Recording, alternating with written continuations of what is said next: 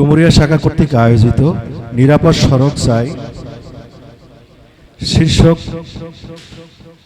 মত বিনিময়ের সভায় অধ্যকার সভার প্রধান অতিথি, সাধারণ সম্পাদক, প্রধান অতিথি এবং বিশেষ অতিথি, আমার সামনে ইলেকট্রনিক্স মিডিয়া, প্রিন্ট মিডিয়া এবং সড়ক নিরাপদ চায়ের ডুমুরিয়া শাখার সংগ্রামী ভাইরা এবং সমাজের বিভিন্ন স্তরের ভাই, আসসালামু আলাইকুম।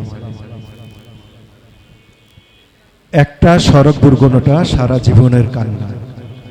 ধীর গতিতে চালাই গাড়ি, নিরাপদে ফিরবো বাড়ি। দুইটা কথা। একটা সড়ক দুর্ঘটনা সারা জীবনের কান্না। ধীর গতিতে চালাই গাড়ি, নিরাপদে ফিরবো বাড়ি। কথাগুলো একটু খেয়াল রাখেন। সবাই একটু বসেন, আমি একটু কথা বলি, শুনেন, কথা বললেন না। আমরা যে সড়ক নিরাপদ চাই, এই সড়কের কিছু ধরন আছে। বর্তমান সরকার এই সড়ককে কিছু বিভাজন করেছেন। আমাদের জানতে হবে কোন সড়ক কোনটা। আমাদের বাংলাদেশে দেখবেন মহাসড়ক আছে, আঞ্চলিক মহাসড়ক আছে, জেলা সড়ক আছে। এখন মহাসড়ক কারা চলবে, সরকার পাশাপাশি আইনও করে দিয়েছে। মহাসড়কে কারা চলবে, 4 চাকা বিশিষ্ট যে গাড়িগুলো আছে সেইগুলো চলবে। পাশাপাশি এটাকে প্রহিবিটেড করেছে যে 3 হুইলার যেগুলো আছে, ধীর গতি সম্পন্ন যে গাড়িগুলো আছে সেগুলো মহাসড়কে চলাচল নিষিদ্ধ ঘোষণা করেছে।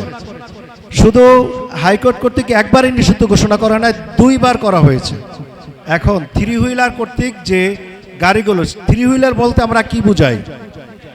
ইজি বাইক, ভ্যান, রিক্সা, নসিমন, করিমন, বটবডি, আলম সাধু, এই 3 চাকা বিশিষ্ট যেগুলোই আছে সেগুলোই হলো 3 হুইলার।